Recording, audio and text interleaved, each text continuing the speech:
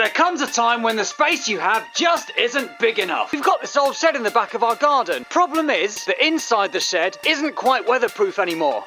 The walls are starting to rot away and bow in. Whoever lived here before us used this as a compost heap. Having taken some of the compost off of the heap, it's just soil right up against the side of the shed. Where are you from? I'm from California. Where are you from? Texas. Bit sunny over there. Got a big wall of rock holding this shed up. As soon as that rock wall is gone, this whole shed could be gone with it. So we thought we were trying to save the shed by getting rid of all this dirt and stopping it from moulding away. But actually, this mould might be the only thing that's holding it up. Now this shed is about to come down. I reckon if we just pull down on the roof from the side. Yeah. All right. Just watch yourself on the door, watch yourself on the door. Yeah! Yeah! Anyone hurt? No!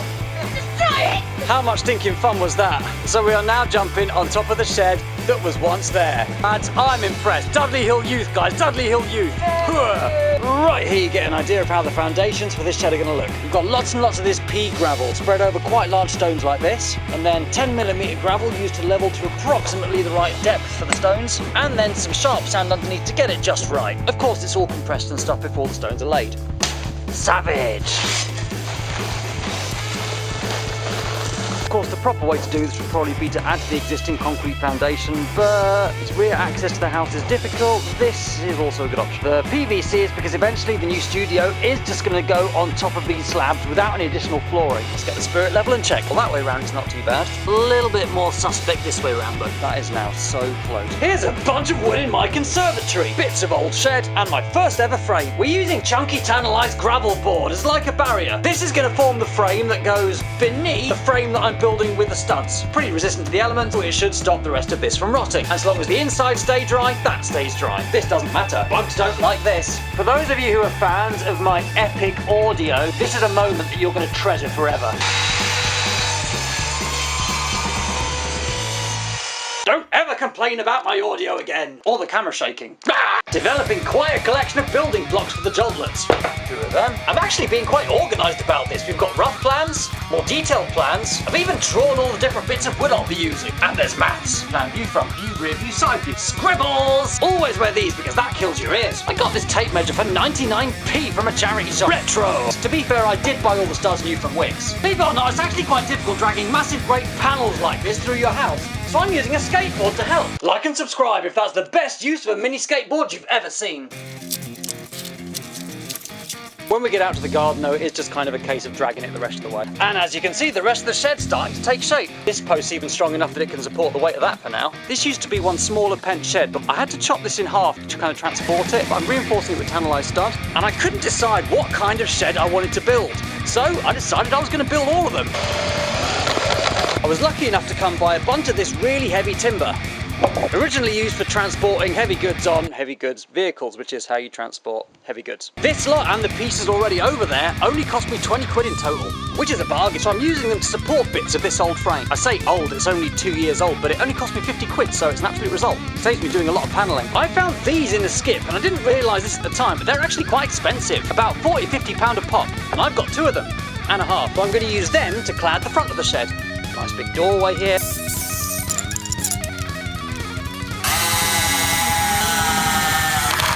Just putting up the last bits of this pallet wall, and it's definitely been the most satisfying part of the build so far, and the easiest, funnily enough. We are now at a point where we've got the centre post here secured, and so we've got a nice little base there from which to lay a pent roof at the back. Now I've decided that I'm also going to lay a pent roof at the front, simply for the sake of ease. There you go, lots of little security bits, and I'm eventually going to put a support post on that wall like that one. It's kind of funky and rustic.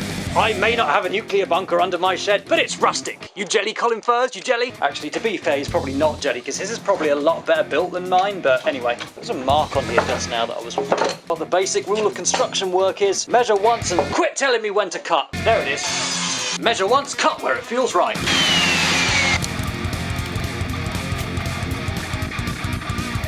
And that should give me just a little bit more height for the pent roof at the front. But before we worry about that, we've actually got some untreated timber here that we're going to look after a little bit. It's that time of year when wood-boring insects and wasps and things love to go out and about looking for new places to settle.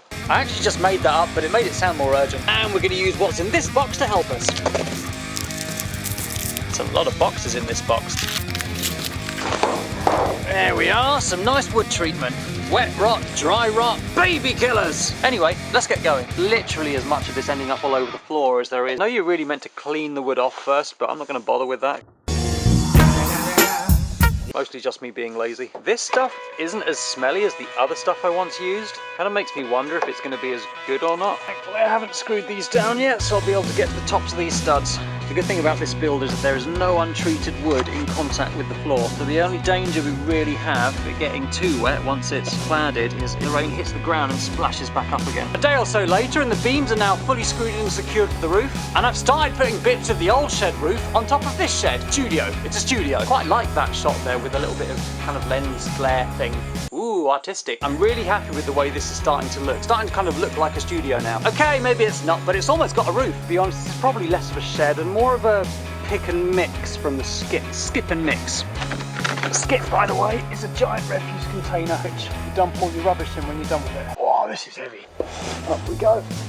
If this structure isn't strong enough to hold the weight of everything, we'll find out about it right now, I guarantee you.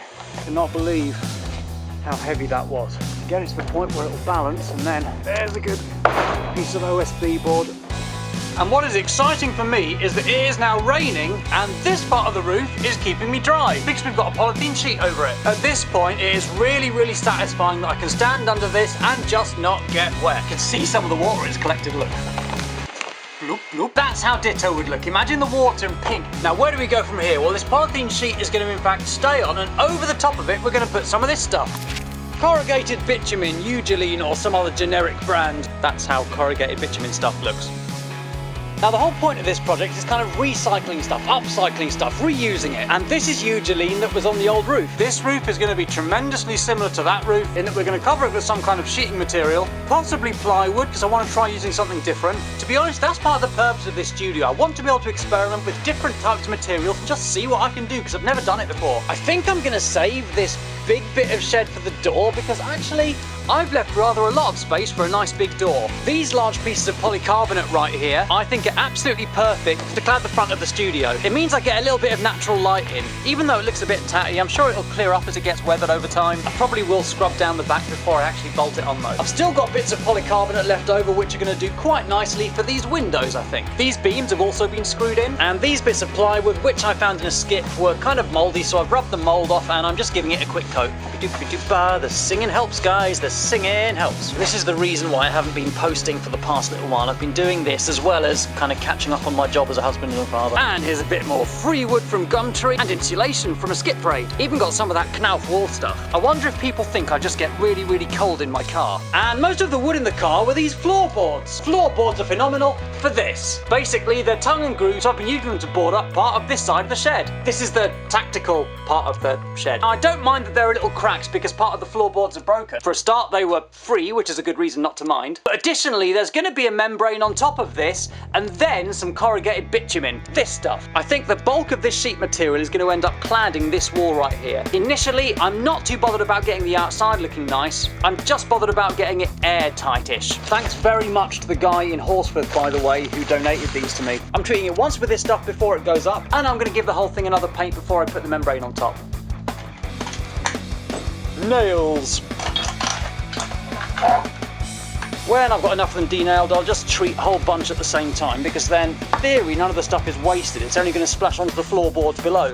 Turn them over. It's like making pancakes.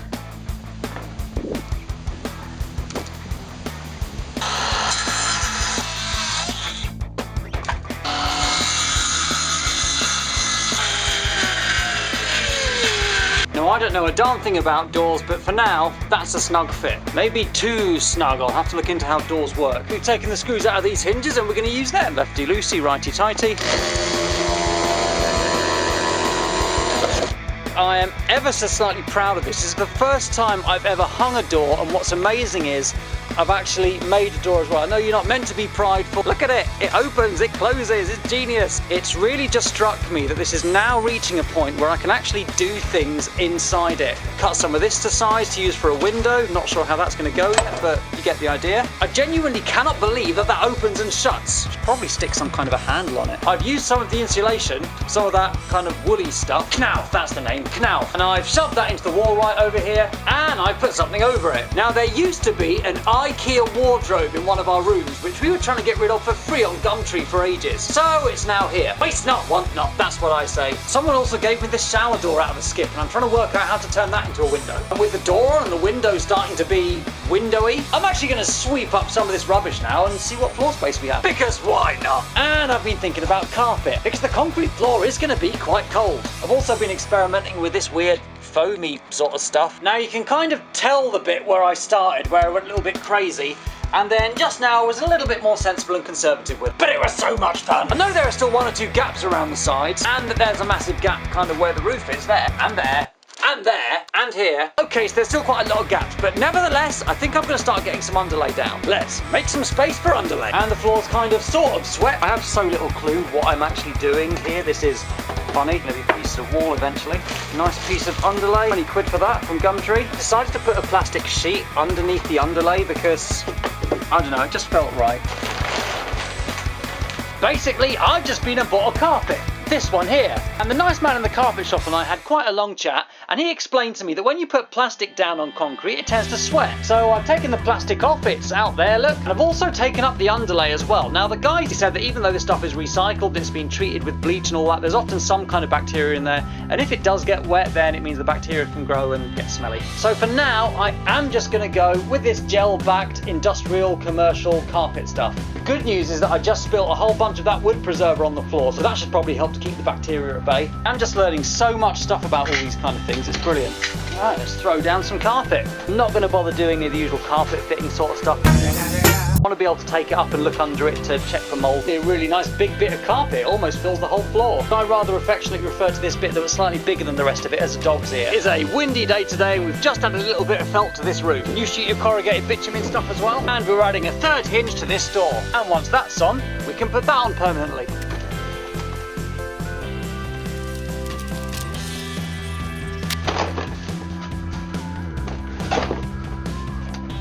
We're starting to move all of the Nerf gear into here and it's starting to look okay. Even hung these back on a door. And we finally have some kind of front windows which are bolted to the rest of the shed.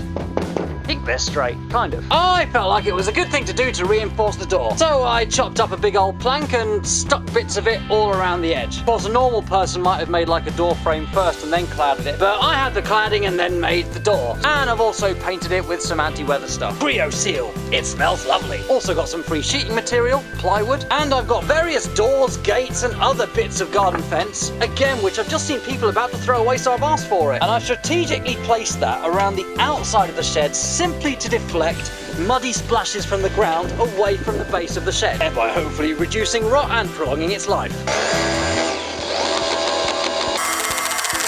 This is probably one of the last shots like this I'll have an opportunity to get. There's the Nerf pit down there. There it is, look.